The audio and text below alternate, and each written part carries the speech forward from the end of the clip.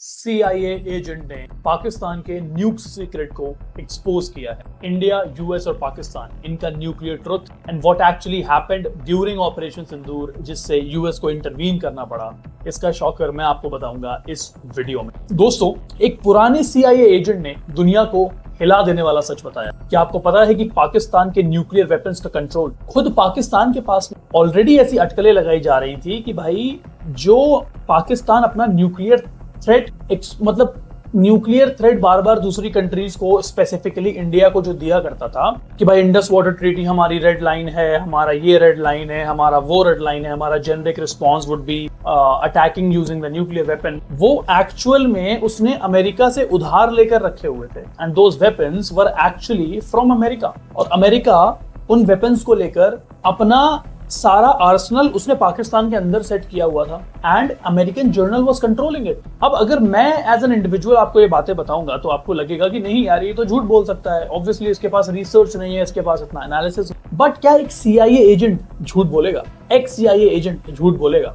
नहीं बोलेगा। और अगर let's suppose if he's coming out in the public platform and stating the fact, can you imagine कितनी बड़ी बात है। एक मतलब उन्होंने साफ बोला है कि भाई पाकिस्तान का जो न्यूक्लियर आर्सेनल है, उसका जो कंट्रोल है, वो खुद पाकिस्तान के पास नहीं है, एक अमेरिकन जनरल उसको कंट्रोल करता है। और ये बात सिर्फ एक स्पेकुलेशन नहीं है, ये बोला है जॉन किरियाकू ने। I might be pronouncing his last name incorrectly, KIRIAKOU, ये है उनका पूरा नाम, जॉन किरियाकू ने, जो खुद एक एक्स CIA ऑपरेटिव रह चुके हैं और उन्होंने पाकिस्तान में काफी समय तक काम किया है। ऑलराइट, उनका जो डिप्लॉयमेंट था, he was not a journal analyst, उनका डिप्लॉयमेंट पाकिस्तान और मिडिल ईस्ट में रह चुका है। अब before telling you everything about what is happening around, चलिए मैं आपको जॉन के बारे में कुछ चीजें बता देता हूं। सबसे पहले बात करते हैं जॉन किरियाको के बारे में। ये बंदा कोई आम एनालिस्ट तो है नहीं, पहली चीज। ये CIA का ऑफिसर रह चुका है, पाकिस्तान और मिडिल ईस्ट में इस आदमी ने काम किया है।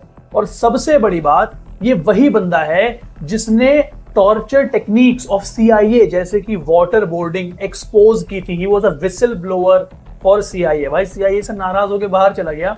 CIA एक टॉर्चर टेक्निक जैसे कि वाटर बोर्डिंग का यूज करती है, और उसने वो विसल ब्लो की थी कि कितनी गंदी टॉर्चर टेक्निक CIA यूज करती है ताकि वो अपने दुश्मनों से सच निकलवा सके। US गवर्नमेंट ने इस चक्कर में उनको जेल भेज दिया था, ऑलराइट, क्योंकि इसने CIA की जो अंदर की सच्चाई है, जो हमारे सीक्रेट्स हैं, वो दुनिया को दिखा दिए, which was not accepted by the US government, alright। तो ये तो रहा इनका हिस्ट्री। तो भाई साहब बोलने के चक्कर में एक बार जेल भी जा चुके हैं कि तुमने हमारे बारे में विसल ब्लो किया, ठीक है। अब किरियाको ने सबसे शॉकिंग क्लेम की, वो ये है कि पाकिस्तान के न्यूक्लियर आर्सेनल का जो कंट्रोल है वो एक अमेरिकन जनरल के पास है। मतलब पाकिस्तान की जो मिसाइल्स हैं और जो वॉरहेड्स हैं, उनके जो लॉन्च कोड्स हैं, ये सब कुछ एक फॉरेन मिलिट्री ऑफिसर के अंडर आ गया है। Can you imagine?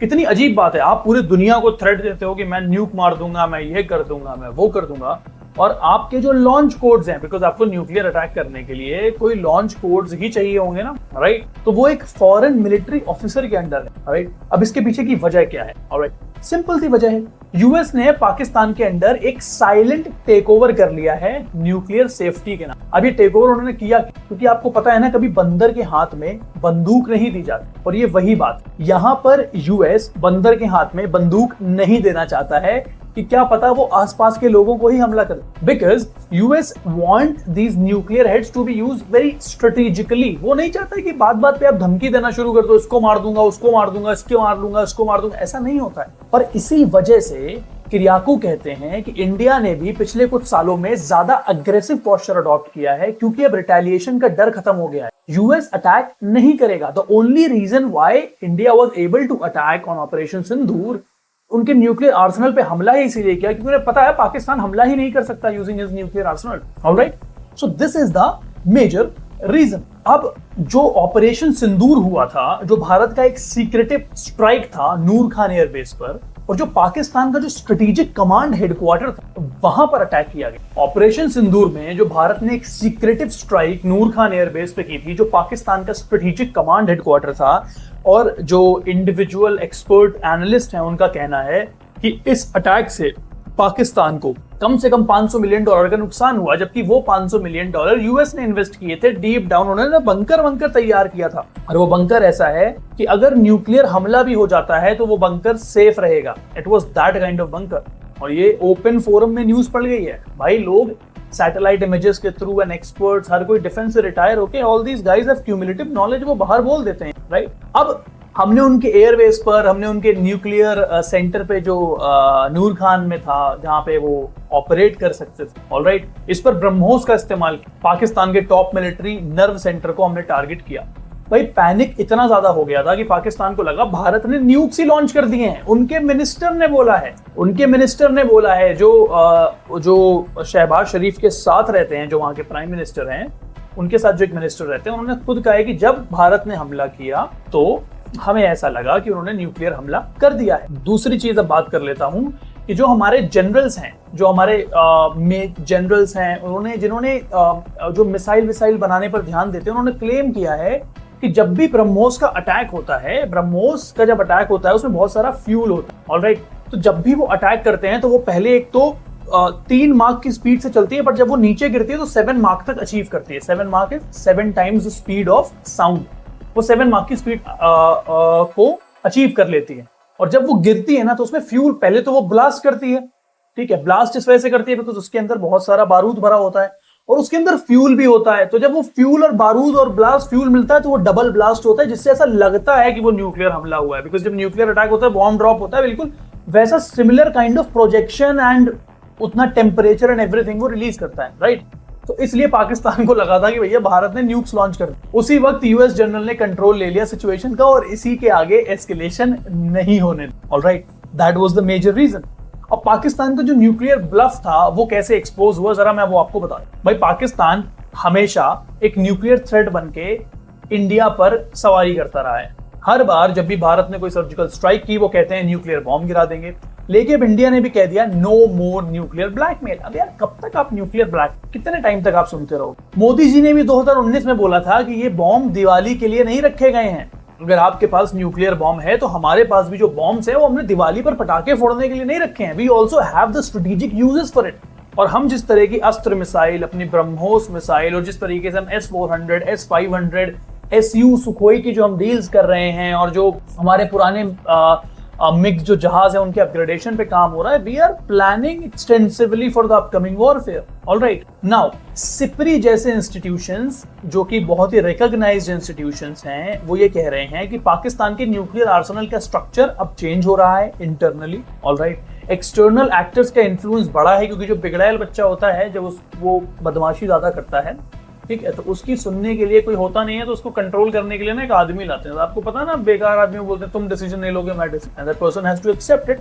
Because US के बहुत सारे एहसान है भाई। आसिम मुनीर को बुला के आप खाना खिला रहे हो यार, एहसान तो है ही। एक्सटर्नल एक्टर्स का इन्फ्लुएंस पाकिस्तान के न्यूक्लियर आर्सेनल और उनकी डिसीजन मेकिंग पर बढ़ रहा है, और इंडिजीनियस कमांड जो है वो कम होती जा रही है। तो ये जो न्यूक्लियर ब्लफ बार बार खोलते हैं ना, वो वापस बार बार चलने वाला है नहीं भाई। सिप्री की जो रिपोर्ट्स हैं वो हिंट करती हैं कि पाकिस्तान के पास अब तक 170 के आसपास वॉरहेड्स, बट इंटरनल कंट्रोल अब कॉम्प्रोमाइज हो चुका। डजंट मैटर आपके पास कितनी तलवारें हैं, आपके पास कितने हथियार हैं, अगर आपके पास उसको चलाने की क्षमता, पहली चीज, और चलाने के लिए आपके पास अगर कंट्रोल नहीं है तो वो किसी काम का नहीं है। Just try to understand. दूसरी चीज, आपको ये बात पता होगी कि हम जो भारतीय हैं वो F-35 क्यों नहीं ले रहे हैं। बिकॉज जितना भी F-35, F-16, ये जो भी हम प्लेन लेते हैं ना, इसका सारा सोर्स कोड, सारी कमांड जो होती है वो अमेरिका की कंपनी के पास। अगर आपको प्लेन उड़ाना है तो वहां से परमिशन लेनी पड़ेगी, आपको उन्हें सब बताना पड़ेगा, अपना फ्लाइट प्लान देना पड़ेगा।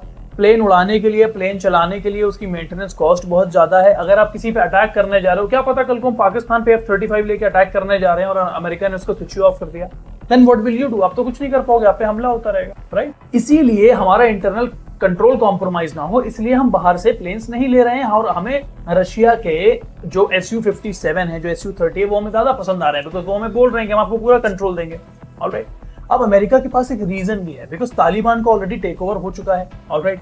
अनस्टेबल मिलिट्री है, रोग साइंटिस्ट हैं, ये सब कुछ मिला के ना पाकिस्तान को एक न्यूक्लियर लाइबिलिटी बना देता है। अमेरिका जब तक खुद नहीं चाहेगा तब तक वो नहीं चाहेगा कि कोई भी कंट्री किसी भी कंट्री पर न्यूक्लियर अटैक करे, बिकॉज हर किसी के पास है, कोई भी हमला कर देगा, राइट। अब इंडिया के लिए इसका मतलब क्या होता है, जरा मैं आपको बताता हूँ। पहली बात, हम अब पाकिस्तान के न्यूक्लियर थ्रेट से डरने वाले तो बिल्कुल, और दूसरी बात यह है कि पाकिस्तान को अपने counter strike and intelligence ops को अग्रेसिव बनाने का स्कोप मिल गया है। ये तो है, हम अपने इंटेलिजेंस ऑप्स को अग्रेसिवली प्रमोट कर रहे हैं। जैसा आपको पता है, ऑपरेशन सिंदूर के बाद जिस तरीके का क्रैकडाउन गवर्नमेंट ने करना शुरू किया इलीगल इमिग्रेंट्स एंड XYZ आप दिल्ली में नोटिस कर रहे होंगे, आप गुजरात में नोटिस कर रहे होंगे, इंटरनली एंड एक्सटर्नली बहुत ही अग्रेसिव अप्रोच फॉलो की जा रही है। और उस अग्रेसिव अप्रोच के चलते हम इंटरनली और एक्सटर्नली दोनों जगह पर बहुत ज्यादा सुधार लाने की तरफ आगे बढ़ चुके। और तीसरा सबसे इंपॉर्टेंट पॉइंट ये है कि साउथ एशिया का जो बैलेंस है वो शिफ्ट हो गया है। पाकिस्तान अब खुद के वेपन्स का मालिक ही नहीं है, तो जो शिफ्ट है ना, जो स्ट्रगल है साउथ एशिया का, वो अब सारा कंट्रोल जो है उसका वो इंडिया के हाथ में आता जा रहा है धीरे धीरे। और वो बहुत ही प्रोवोकेटिव तरीके से अप्रोच नहीं कर रहे हैं, हम बहुत ही बैलेंस्ड अप्रोच के तरीके से आगे बढ़ रहे हैं और हमने अपना स्टैंड एकदम क्लियर करना शुरू कर दिया है। जिस वक्त मैं ये वीडियो रिकॉर्ड कर रहा हूं उस वक्त हमारे जो मिलिट्री के जो वाइस चीफ हैं उन्होंने साफ बोला है कि भैया इस पे 3 कंट्रीज है जिन्होंने हमको प्रॉब्लम दी है इस टाइम पे। हमारे 3 थ्रेट्स हैं, पाकिस्तान, टर्की एंड चाइना। वो यूएस को नेम करना चाह रहे थे बट उन्होंने नेम किया नहीं। वो क्लियरली बोल रहे हैं हमें पाकिस्तान, चाइना और टर्की से संभल के रहे। ऑलराइट नाउ दोस्तों, ये सच आपको किसी मेन स्ट्रीम मीडिया में नहीं बताया गया होगा, CIA के अंदर से आया है और इनसाइडर ट्रुथ है और दुनिया के अब सामने आता है। भाई पाकिस्तान का न्यूक्लियर कार्ड टूट रहा है और इंडिया इस मोमेंट को वाइजली यूज कर रहा है। नाउ आप मुझे बताइए, आपको क्या लगता है, क्या ये सच है? क्या पाकिस्तान ने अपना न्यूक्लियर कंट्रोल दे दिया है अमेरिका को? और अगर आपको ऐसा लगता है कि हमारी मिलिट्री और इंटेलिजेंस और भारत के डिफेंस पॉलिटिक्स में आपको इंटरेस्ट है तो प्लीज द हवारा टॉक्स को सब्सक्राइब करें एंड चैनल को सब्सक्राइब करके नोटिफिकेशन को ऑन कर लें। टिल देन, जय हिंद।